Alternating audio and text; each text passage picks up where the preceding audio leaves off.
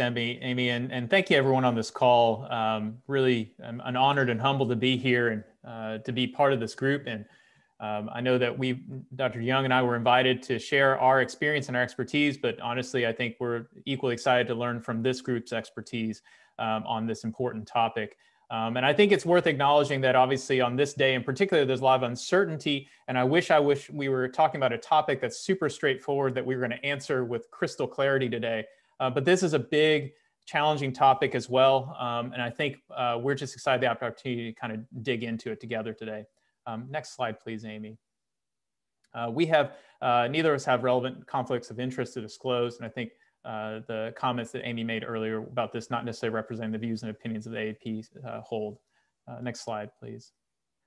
So our objectives in our time this morning are really twofold. First is to provide an overview of practical strategies for implementing social determinants of health or SDH screening into the care of our CMC populations and their families, and to discuss some evidence-based resources to support social needs screening. Next slide, please. So as a grounding point, social determinants of health or SDH really, I think, most succinctly defined by the WHO as the conditions in which people are born, grow, live, work, and age. And as we've all come to recognize with increasing clarity and importance over time, is just how essential and what a significant role these conditions have on overall health outcomes. And the types and the categorization of SDH are very broad and vast. So one example is Healthy People from CDC.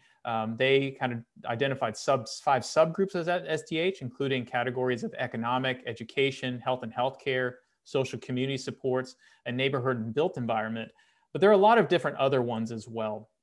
But broadly speaking, social drivers can both be protective, those that can facilitate better health. For example, if one has sufficient income, stable housing, adequate employment.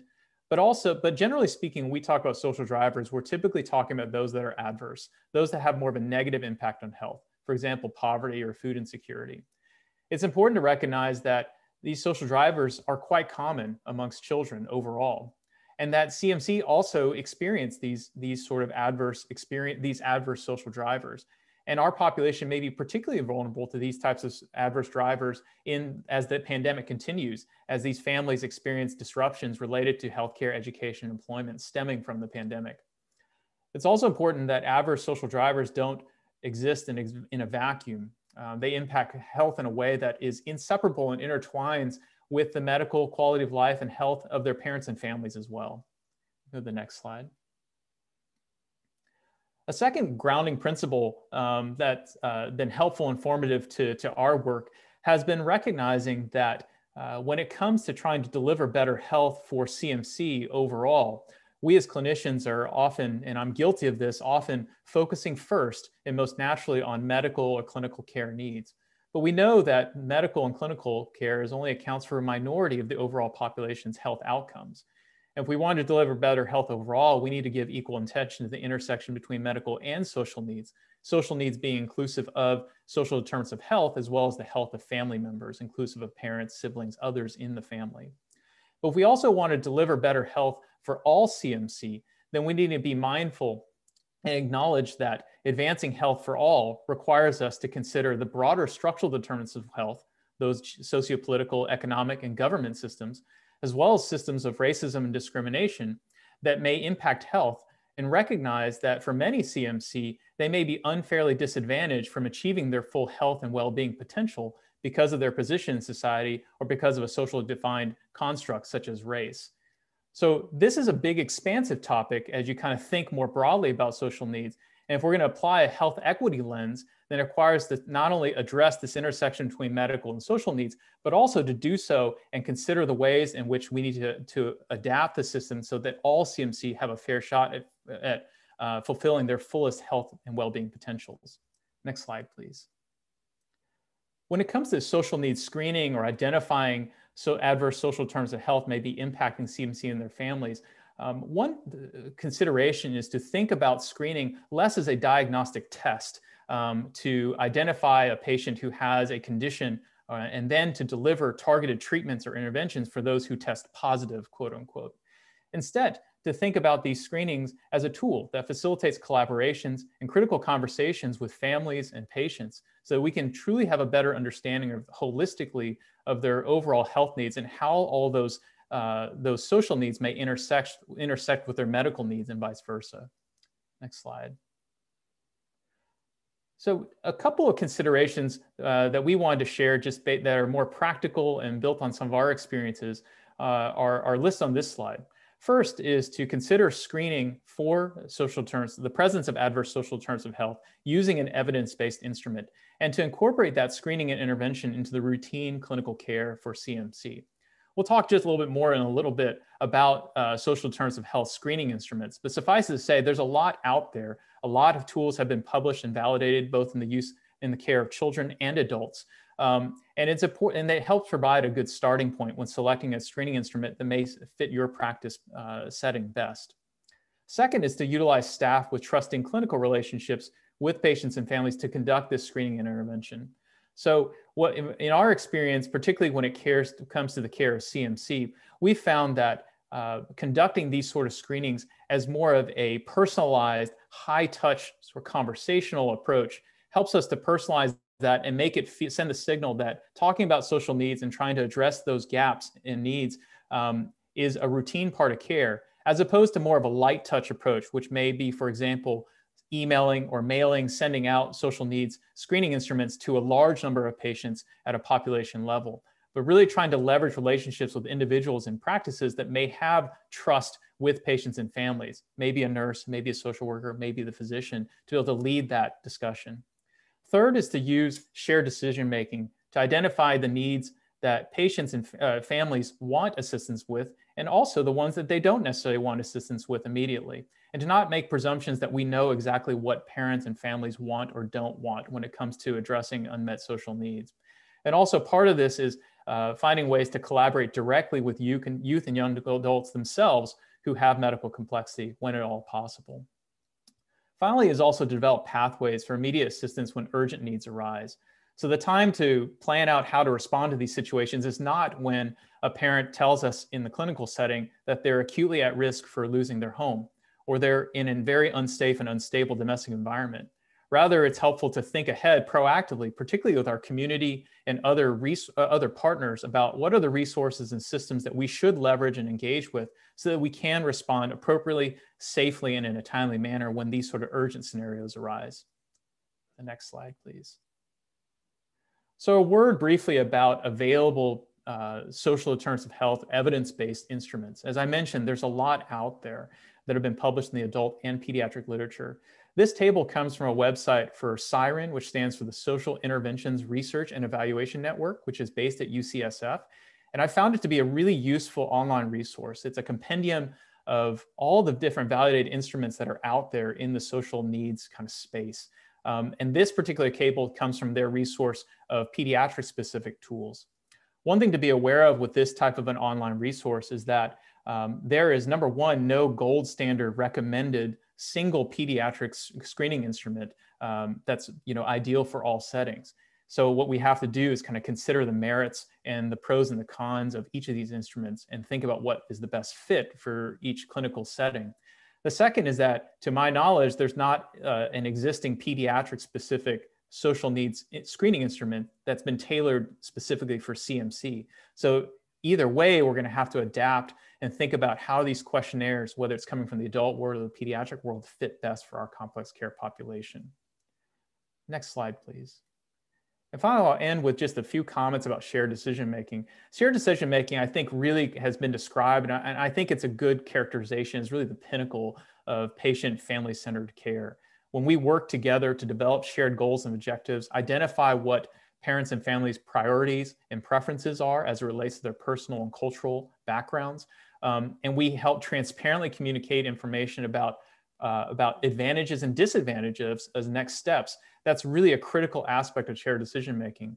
But on the second half of this slide, which comes from the recent guidance for caring for children and youth with special healthcare needs during the COVID pandemic, it highlights the importance of the shared decision-making process where we're identifying an action-oriented plan that engages all parties involved, whether it be ourselves on the clinical side, our community partners that are collaborating with us, or the parents and families themselves. So each are transparently aware of what our roles and responsibilities are. When we apply this to the identification and response to social needs, we can see that it helps us to identify what are the needs that parents and families think are most important. How can we work together to address them in a timely manner? We'll go to the next slide, and I'll hand this over to Dr. DeYoung next. Thanks, David. David summarized some key points on what to do when you're implementing social needs screening for children with medical complexity. I'll start out with a few points on what not to do, drawing both from our experience and from the pediatric literature. First is, don't start screening for adverse social determinants of health without first planning for how to follow up on any needs that are identified. This may just be common sense, but without a plan in place to address any identified needs, we risk violating families' trust and wasting the time and effort of our staff spent in screening. Second is, don't assume families want immediate help for all the needs they express. This reinforces what David discussed a minute ago about using shared decision-making to guide how adverse social determinants of health are addressed. The third point is not to address social needs on your own. Instead, partner with families and with community-based and non-health agencies. There are lots of potential partners in our communities who have honestly been doing this work for longer than we pediatricians have, and they have expertise and resources that our healthcare organizations don't. One example I'll address in a minute is legal expertise through a medical legal partnership. And fourth, despite the challenges, don't shy away from social needs screening. Parents, in our experience, really appreciate a thoughtful approach to influences on their child's health. Next slide, please, Amy. Next, I'll address a few points to consider when you're implementing social needs screening for children with medical complexity. First, consider evaluating the impact of screening by measuring or tracking receipt of resources, family experience, and health outcomes. Doing this can be a helpful way to guide improvements over time and to make sure that screening has the intended effects. Second, consider leveraging telehealth to conduct social needs screening and follow-up. The pandemic has expanded opportunities for connecting with families through phone and video. And so redeploying staff who may be working remotely or not as busy clinically can be a helpful strategy for getting started with screening. Third, consider using strengths-based approaches that identify families' assets when you're developing a plan to address identified social needs. I think it will surprise no one that families of children with medical complexity are resourceful. And in our experience, inviting them to participate in developing intervention plans can really maximize the efficiency and success of doing that. Fourth, consider involving family partners and family-focused organizations in your community when you're designing your approach to addressing adverse social determinants. Doing this allows families to share their lived experience with others and improves the alignment of screening with the issues of highest priority for your families. Next slide, please, Amy. So in addition to the points we've highlighted so far, there are a few additional considerations for clinicians who plan to implement social needs screening for children with medical complexity. First, adapting the screening content and approach to your local context and patient population is important for making this an effective and sustainable part of your practice. And David alluded to this earlier when he was talking about the variety of screening instruments and how none of them is really specific to the care of children with medical complexity. Some example strategies then for adaptation include including social needs specific to children with medical complexity, such as Medicaid, home, and community-based services waivers under 1915C. Integrating screening and follow-up into an existing clinical program. Partnering with your clinic staff to develop feasible workflows. And using staff feedback to monitor implementation and make any needed adjustments. The second additional point here is that the prevalence of social needs is quite high among children with medical complexity. From our experience in complex care programs in North Carolina, about 3/4 of families have reported at least one social need, In general, the prevalence of reported needs varies quite widely, as you might imagine, based on which questions are asked and based on the population being screened, but has been as high as 80% in some studies of urban primary care populations. And third is a consideration of equity, which David highlighted earlier. And that's to consider offering screening universally without regard to perceived social status. Next slide, please. I'll end with a plug for medical legal partnerships. Legal assistance can mitigate many adverse social determinants of health, such as eligibility for housing, food assistance, and SSI or disability income. From our experience in North Carolina, partnering with an MLP has enabled us to do more comprehensive and effective social needs screening and intervention for children with medical complexity and their families. And I'll just give a few examples. Our MLP partners have helped us to develop screening guides that incorporate SSI, Medicaid waivers, and special needs school services. Also, thanks to our MLP partners, we have assessment and intervention templates that really empower our clinical staff to take some initial action for any identified social needs. And finally, and most importantly, we have direct access for our patients to consultation and referral for legal assistance with lawyers who are actually part of our team. On that note, we are really lucky to have Madeline Morreale with us today as a discussant. Madeline is the managing attorney for the statewide medical legal partnership of North Carolina Legal Aid. She's a mentor and a partner in David's and my work, and is really a leader in our state and nationally on these issues.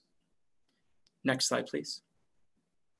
This last slide includes some links to resources that we've found very helpful from the AAP and from other organizations, including Family Voices.